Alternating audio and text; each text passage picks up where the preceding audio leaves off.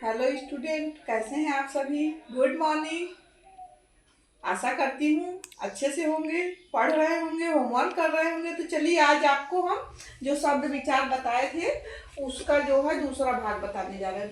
तो हम अब 4 भागों में शब्द विचार को 4 भागों में बांटा गया है। अर्थ के आधार पे आपको बता चुके हैं। अब देखिए नंबर दूसरा है रचना के आधार पर। तो रचना के आधार पे जो है शब्दों को 3 भागों में बांटा गया है। नंबर 1 रूढ़ शब्द। नंबर वन का रूढ़ शब्द है।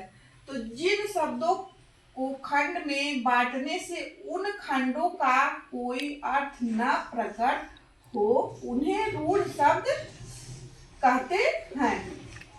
जिन शब्दों को बांटने पे, शब्द को बांटिए और कोई अर्थ ना प्रकट हो उन्हें रूढ़ शब्द कहते हैं। तो जैसे देखिए यहाँ लिखा है, जैसे कमल।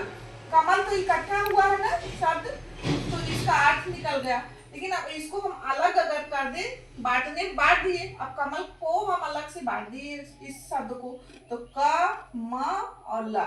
अब इसका कोई अर्थ निकल रहा है? नहीं निकल रहा है। क का माँ का अर्थ निकल रहा है? नहीं निकल रहा है। ल का निकल रहा है? नहीं निकल रहा है। तो देखिए इन शब्दों का कोई अर्थ नहीं निकल रहा है। तो जब खंड में हम बांट दिए तो अर्थ नहीं निकल रहा। तो जो खंड में बांटने पे कोई अर्थ नहीं निकलता जिन शब्दों का, उसे हम क्या कहेंगे? देखिए रूढ़ शब्द कहेंगे। नंबर 1 रचना के आधार पर 3 भागों में बांटा गया, तो नंबर 1 है रूढ़ शब्द। और अब दूसरा देखिए, दूसरे नंबर पे पढ़ाने जा रहे हैं यौगिक शब्द। यौगिक शब्द है दूसरा।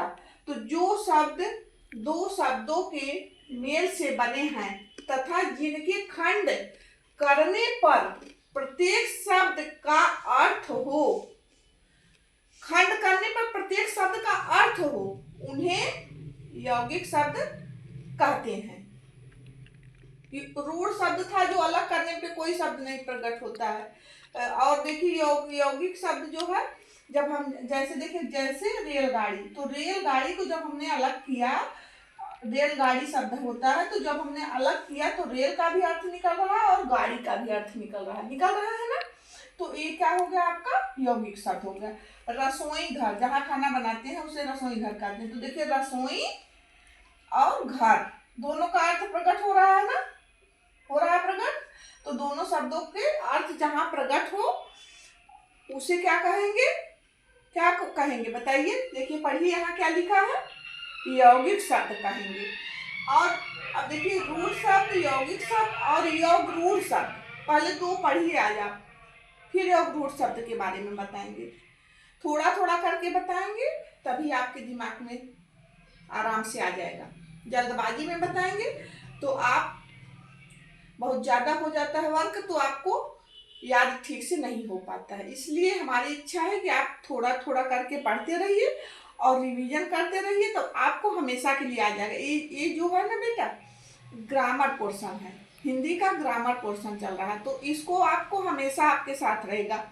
ये कहानी और लेखन नहीं है कि हट जाएगा। ठीक है, तो आज के लिए बस इतना।